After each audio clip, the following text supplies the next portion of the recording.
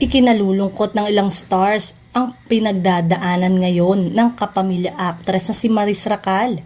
Ito'y matapos pag-usapan at batikusin ng publiko si Maris dahil sa pagkakadawit niya sa hiwalayan ng ka-love team na si Anthony Jennings at non-showbiz girlfriend nitong si Jamela Villanueva.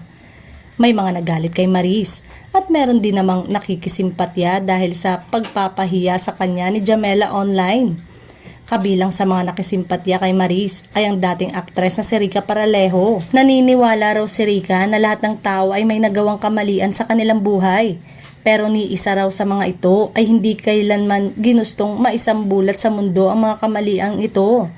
Katulad ni Rica, nagbigay rin ng opinion ukol sa issue ang award-winning actor na si John Arcilla. Una, ayaw raw niyang manghusga. Pangalawa, hindi niya ugaling magbasa ng private conversation ng ibang tao. Hayaga namang pinuri niya ang kabogable star Vice Ganda ang controversial na co-star niya sa Grand Media Day ng kanilang pelikulang And the Breadwinner Is. Hindi pa rin nakaligtas sa tanong ni Vice patungkol sa Maton. Matapos matanong ang tungkol sa pagbibigay niya ng highlight sa Rising Love Team sa kanyang mga nagdaang pelikula. Ayon naman kay Vice Ganda, bagamat hindi niya binanggit ang tungkol sa kontrobersyang kinaharap ng Maton, sinabi niyang hindi raw dapat tanggalin ang katotohanang talentado si Maris at iba rin ang karisma ni Anthony kapag napapanood na siya sa on-screen.